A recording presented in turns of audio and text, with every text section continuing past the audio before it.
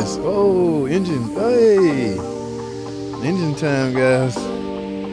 That is a 8-speed ZF transmission. But what's missing? The engine.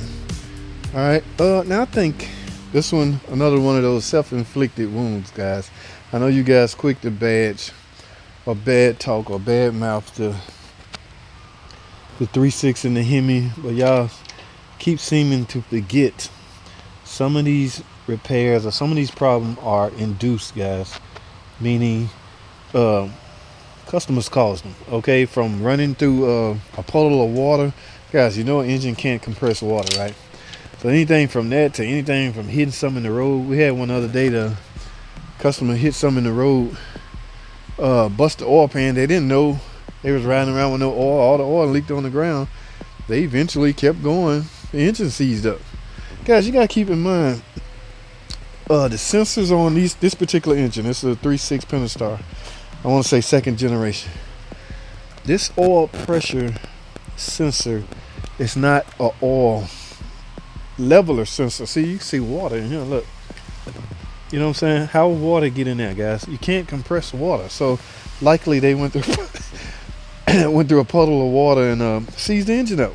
Once this, you see that valve right there? You can see water right there. Once that valve opens and that water get down there cylinder and that piston come up to compress that air fuel mixture, and it's not compressing air fuel mixture, it's trying to compress water, but as you know, you can't compress water, so catastrophic things can happen, guys.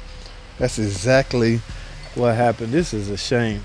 I mean, but back to my point on the oil, guys. Even if you out of oil, this sensor will not turn on a light to tell you that you low on oil. This is more or less a temperature or pressure switch, I want to say. Tom, hello, you boys out there, you dealer boys out there.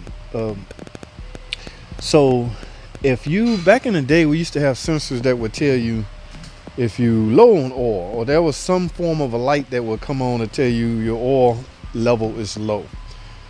Okay, now this is not the case. Even on some of the 2.4 multi-air engine or 4-cylinder, yes, guys, got people out there riding around with no oil in their car and don't even know it. Okay, even though they change their oil on time, your car is either burning oil or you're losing oil, but at any rate you have no oil and it's causing your car to stall out. So don't use that as an excuse. Well, the light didn't come on. You may not get a light in the event you're low on oil, but this wasn't her case, guys. This is self-inflicted. Okay, let me say that again. Self-inflicted. You cannot compress water. All right, let me get a good picture there because I might use that as my thumbnail. I need to put a glove on though. So what happens when that happens? We got to replace your engine. All right, now look at here. Let me tell you something. Why that converter is not in there. You know why? Because the engine was seized up. And when the engine seized up, you have no way to turn the torque converter in order to remove the torque converter bolts, right? Remember, guys, the flywheel and the torque converter is attached to the rear of the engine. Okay, the crankshaft. If the crankshaft would not rotate, how are you going to rotate it to remove the torque converter bolts? You can't. So what you have to do is bring it out right here. You see what he had to do? Yes, I had one like that, guys, and thank goodness this is not as tight as some of the other models. But you literally have to bring the freaking torque converter out with it. Wow. Somebody was asking me about these the other day, guys. This is a capacitor, ignition capacitor, designed to help, you know, with radio frequency and ignition frequency.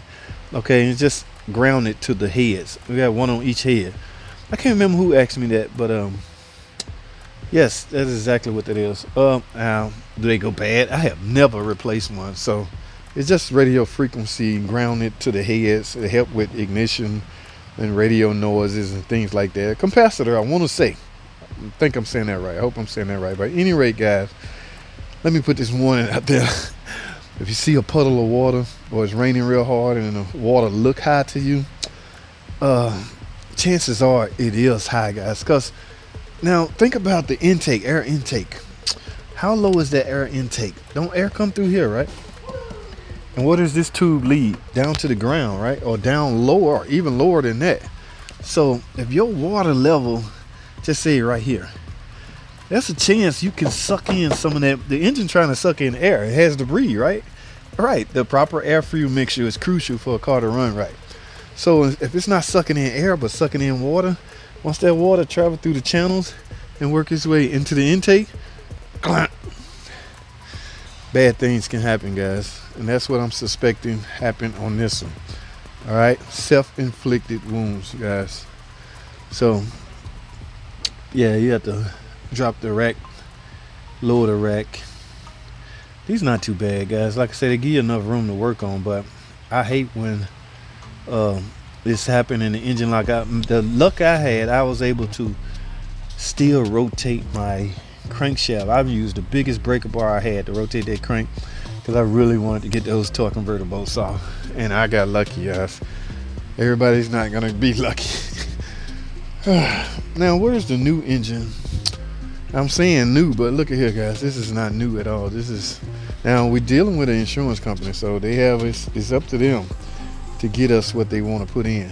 Remember I told you on the last video, I don't put a lot of diagnostic time into diagnosing insurance related claims because they're going to approve what they want to approve, and they're going to say do what they want you to do.